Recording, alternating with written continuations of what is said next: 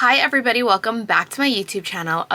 Back talking about books, and today we are finally talking about the third book to Abby Jimenez, Part of Your World series, Just for the Summer. I have been really bad about making this video and reviewing this book because I promised you guys that I was gonna talk about her entire series because it is a really good series and I just haven't got around to it. And this year, aka 2025, I have not finished a book. As I am filming this, it is January 28th. Okay, I have not finished a book. I have not found a good book, and I read Just for the Summer almost borderline 2-3 months ago. I am praying and hoping that it all comes back to me and that it can be sort of a good review, but I do have my notes app about the book. I also do have my Goodreads linked down below if you want to get a more thorough idea of my thoughts as soon as I had finished the book and the series. But I will be completely honest, I actually forgot a lot of the plot points in the book. I just know the overall plot. That happens a lot with books, okay? I will read a book and then a week later forget the entire plot of it, okay? So most reviews that I make have to be fresh, and this one is just not, but I will try my best, okay? I do have a detailed review. Can I tell you the plot points of what actually happened in the book? Absolutely not. It's called Just for the Summer. It is actually the most popular book in the series and the reason why I wanted to start the series in the first place. And surprisingly, it was actually my least favorite of the series. I know, that's crazy because it is the most popular book in the series, but I would say that Just for the Summer felt more like a contemporary women's fiction book as opposed to a romance book. I think the romance aspect of the book, and this book being a romantic comedy, it wasn't really a strong romance as it was a character development book, a book that kind of psychoanalyzes people and who they are, their past traumas, generational trauma. When it comes to those issues, when it comes to contemporary fiction in general, as opposed to a romantic drama or a romantic comedy. It does those different things well. It reads more like a Taylor Jenkins read than it does an Allie Hazelwood, if that makes sense. So what is Just for the Summer about? It follows Emma and Justin, who are the two love interests in the book, and essentially the book is similar to the movie Good Luck Chuck, if you have ever seen that. Premise is that both of these people live far away from each other. They met each other online. I think it was, from what I remember, I'm so sorry if I'm so wrong about this, but I think they met each other through a Reddit post.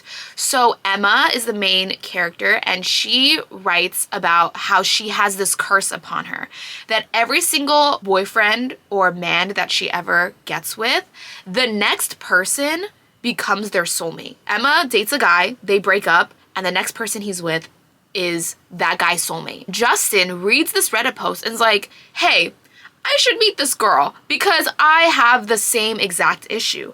I also have a curse. Every single girl that I date or get with, the next person becomes her soulmate. So that's what I sort of mean that it has a Good Luck Chuck premise. They decide to tag team, meet in person. Hey, wouldn't it be crazy? They text each other on Reddit or whatever internet sleuthing they do and said, wouldn't it be crazy if we met each other, dated each other, and maybe it would cancel our curses out. And so the next person after we break up, the next person that we get with, becomes our soulmate. So we can stop this curse once and for all. That's sort of the premise. Okay, that's what happens. Emma flies over. She is a travel nurse and she decides to do her next project where Justin lives. Meets up with him pretty spontaneously, surprises him, and is like, hey, remember me from online? Yeah. My name is Emma. Nice to meet you. Let's actually go on dates. Let's date each other so that we can finally break this curse. Over time, their feelings develop more and they decide they don't want the curse to be real. They want to date each other for real, give the relationship a real try, and the romance continues on from there. While I was reading it, I wrote here that I was 60% of the way through the book, and by the time I was 60% of the way through, a lot of their relationship didn't really develop. I think that was a major issue for me.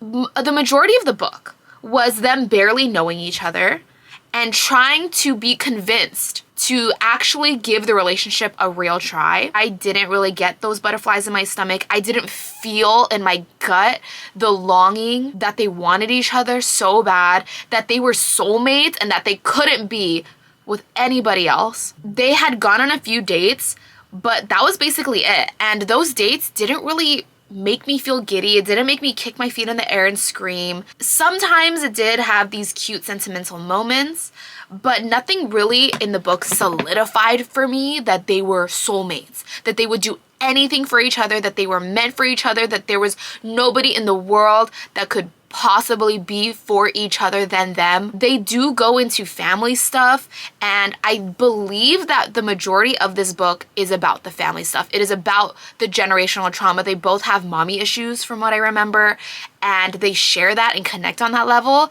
But other than that, it just felt like watching two people in real life date each other without much spark. It wasn't really giddy for me. That was why the beginning of the book, halfway through the book, it felt kind of boring while reading it. So that is my unpopular opinion, okay? Because I know that this is one of people's favorite book of the series. I do think that the relationship was cute. I did feel like with other Abby Jimenez books, the relationship was really realistic and extremely, incredibly healthy. If you need a healthy relationship, just read Abby Jimenez, okay? She just displays healthy relationships so well. I think she did that in here. I just think compared to yours truly, which was my favorite book of the series, you don't really understand why they love each other, Emma and Justin, as you do for the couple in the second book. The couple in the second book, Brianna knew him on a fundamental level. She could basically read his mind and understood when he was uncomfortable, see when he was feeling bad, help him when he was feeling anxious and anxiety.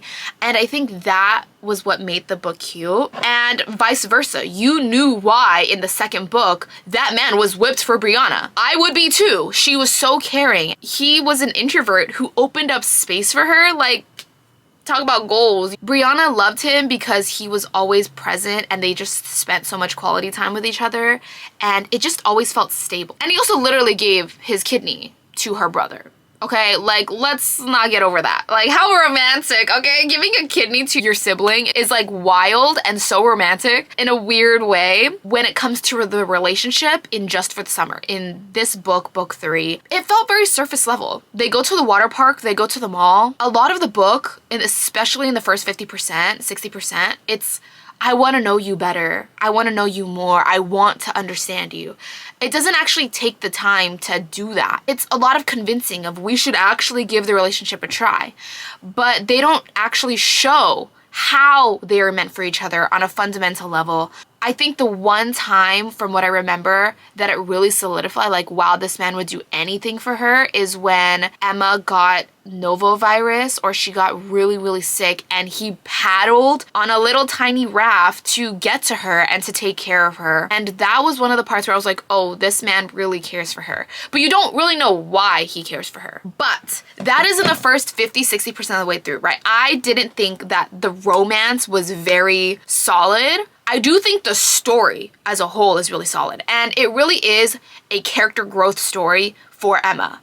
This is Emma's book. It is about her growing, it is about her overcoming her traumas. What I actually really liked about this book was the ending and how wild it gets, how interconnected all 3 books become, because the family tree is crazy, okay? That is what I will say without spoiling it. Let me just say, there's a lot of interconnectedness with the family tree that has to do with the couple in the first book and her past relationships and the couple in this last book. I love the way the book ended and the way they tie generational trauma into this and overcoming generational trauma, how cycles are created, and how you can become similar to all of the things that you hated about your parents without even realizing it. It definitely is a more personal growth story than it is a romance. So if you are into that, if you are into character development stories, if you are into contemporary fiction, into women's fiction, you will love this book. If you are into the lovey-dovey romance, giddy butterflies in your stomach, romantic comedy thing, This one isn't as strong in that. Either way, I still really liked it. I gave it a 4 out of 5 stars. There is an exponential change in Emma, who's the main character, who she is, and how much she grows.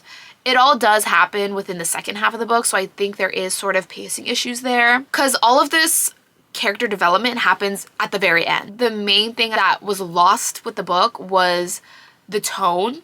It wasn't very consistent throughout. It just lost its voice. It didn't really know what it wanted to say until maybe halfway through and as it was starting to get its footing and became that character development story. So that is my very, very short review of Just for the Summer. I know it is so unpopular. It is such an unpopular opinion because it is not my favorite. Most people love this book, think it is one of their favorite books of all time. I do agree. It is actually a very good book. And you know what I actually love about this entire series as a whole, and I appreciate about this series, is that these characters have normal names. Don't get me wrong, I love a Poppy, I love an Olive, I love a January, I love these quirky, they try to be all quirky with the names. We get that a lot though, and I actually really value that the main characters in these books, in every single one of those books, are just so regular. It's Justin, it's Emma, Alexis, Daniel, the most regular schmegular names. Felt kind of refreshing to have regular names. It was very fitting for the stories that were in here because the stories were so romantic, but they were so realistic at the same time. They were so healthy. I don't know, that's how I felt about these stories, and that's how I felt about Abby Jimenez, and I do think that she is an insta-read author for me now. Is the one flaw Abby Jimenez has got to work on. This is coming from someone who's not a writer at all, okay? I have no say in the matter.